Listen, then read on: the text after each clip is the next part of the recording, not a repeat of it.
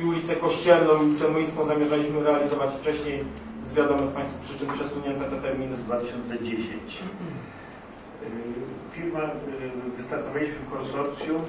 Właśnie słyszałam, mówi się, że może lepiej nie szukać winnych, że to na to podsumowanie przyjdzie czas i tak dalej.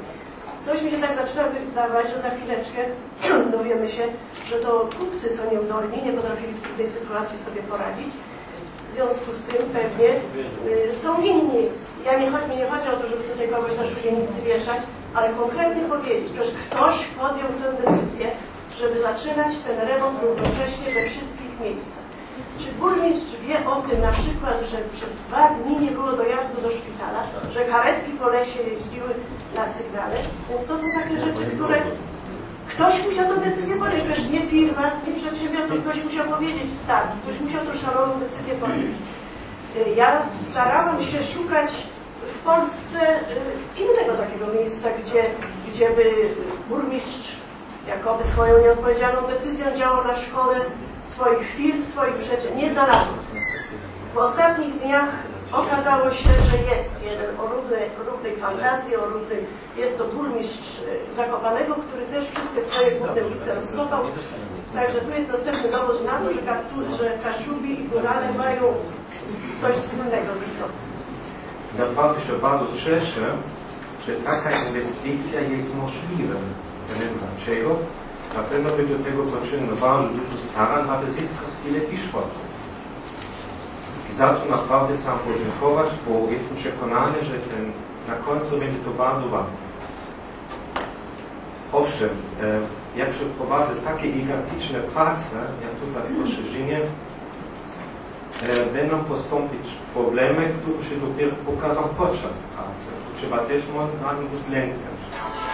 Ja to wiem, jak to jest u mnie, jak ja prowadzę imprez, wszystkiego się nie da przewidzieć.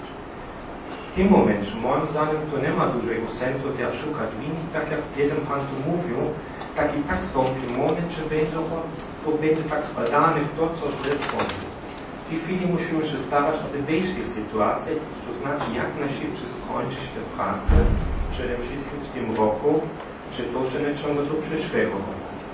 Dziękuję bardzo przede wszystkim radnym, tym, którzy dzisiejszą sesję zwołali. Dlatego, że wiemy i wszyscy tu mówią, że inwestycja poważna, ogromna, Kościerzyna jej wcześniej nie miała.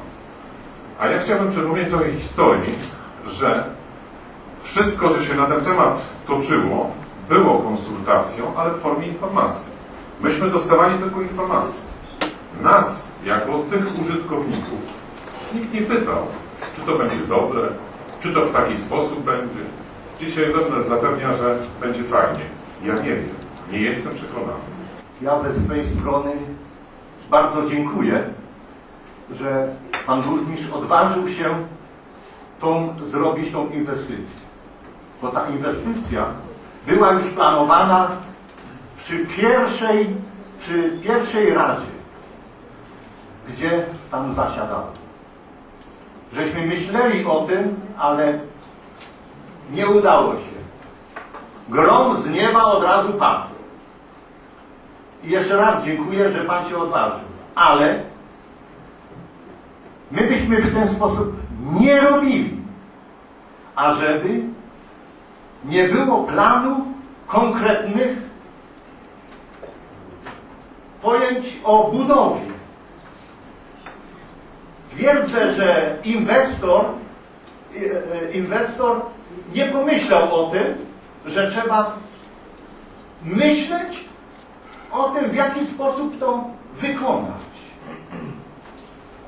To nie sztuka wejść od razu z całą siłą w jeden punkt i robić cokolwiek. To nie jest sztuka. Ale sztuka jest częściowo wchodzić i konkretnie wykonać te zadanie. I to są chyba najważniejsze sprawy, które tutaj się toczą, że nie było planu konkretnych prac, stopniowych prac. Jeszcze raz powtarzam, nie było takich zamierzeń, mnie się wydaje. Następnie chciałbym jeszcze coś takiego powiedzieć. Panie burmistrzu, pan tu powiedział, że rynek jest pod nadzorem konserwatora. Czy długa jest także pod nadzorem konserwatora, tego nie wiem. Ale na długiej piękne chodniki żeście zaplanowali. Gładkie. I naprawdę piękne. Każdemu się to podoba.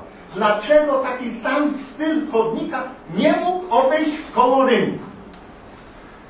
No, nawet mi tutaj po części brak pewnego określenia. I mam tutaj gorącą prośbę, bo jest okazuje się przedstawiciel firmy Bazalt, która po prostu kładzie nawierzchnię.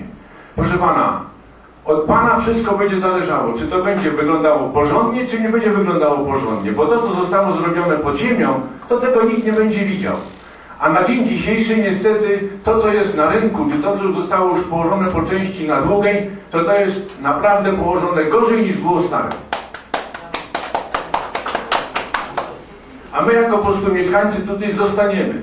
I ci turyści, o czym Państwo tu w ogóle właściwie nie mówili, bo my jako podmioty sobie jakoś tam rano uważam, że damy. Ale to, że turyści po prostu ominęli Kościerzynę i nie wiem, kiedy ją do niej wrócą, to jest po prostu problem. Każdy z nich tutaj, który przyjeżdża, a część ludzi jest taka, która tu była w kwietniu, w maju, w czerwcu, bo przyjeżdżają w różnym okresie, to się po prostu naprawdę dziwią, że inwestor się zdecydował na tak długi okres czasu to po prostu wszystko robić. W mojej ocenie ten proces przekształceń serca miasta, ale miasta Kościerzyny jako całości się rozpoczął dawno temu. Się toczy, ale się nie kończy. I boleję nad odrzuceniem tej uchwały, ale chciałbym zaapelować do Wysokiej Rady i do nas wszystkich tu siedzących, aby taki program wielokierunkowy pomocy kościerskim przedsiębiorcom podjąć.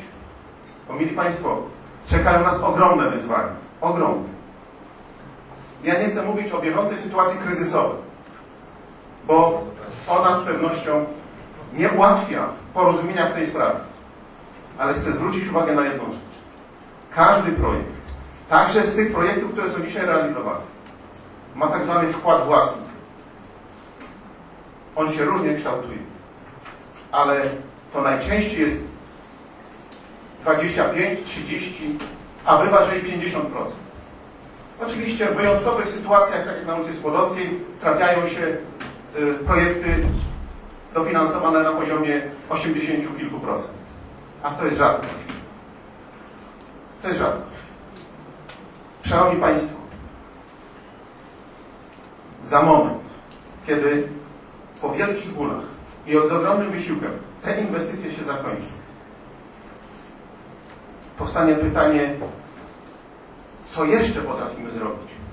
Na co jeszcze nas stać? Bo te zobowiązania, chociażby wynikające z płaty wkładu własnego, będą musiały być pokryte z dochodów własnych. A dochody własne to jest to, co jest solą naszej gospodarki. To są przedsiębiorcy i ich podatki.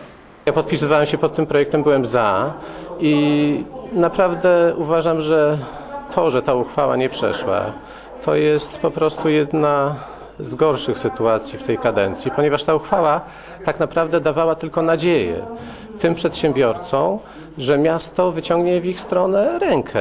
To także miało zapobiec ewentualnym roszczeniom, które mogą właśnie ze strony przedsiębiorców w stosunku do miasta być wznawiane. Chodziło o to, żeby uchronić budżet miasta przed ewentualnymi reperkusjami z tego tytułu. Myślę, że to mogą być naprawdę dość poważne skutki dla budżetu miasta. Dlatego zadałem pytanie panu burmistrzowi, czy właśnie pan burmistrz, jeżeli takie procesy będą miały miejsce, będzie pokrywał te ewentualnie roszczenia z własnych środków, a nie ze środków wszystkich podatników patrz z budżetu miasta. Trzeba pamiętać, że jeżeli chcemy lokalny biznes wesprzeć, to musimy mieć, mówiąc krótko, do tego prawa. Musimy mieć określone ramy legislacyjne, które nam na to pozwolą. Niestety ta uchwała, która została złożona przez wnioskodawców, była prawnie nie do przyjęcia i dlatego część radnych głosowała przeciw, moim zdaniem oczywiście. Niemniej jednak nie odbiera to możliwości burmistrzowi, żeby przygotowywać potencjalne wsparcie dla tego lokalnego biznesu z centrum miasta, ale trzeba pamiętać o tym, że ustawy, które to regulują, nie dają takiej możliwości, żeby wesprzeć tylko określoną grupę z jednej ulicy, na przykład z rynku czy z ulicy Długiej, więc tak naprawdę ciężko będzie spełnić te oczekiwania przedsiębiorców, które po części oczywiście są uzasadnione.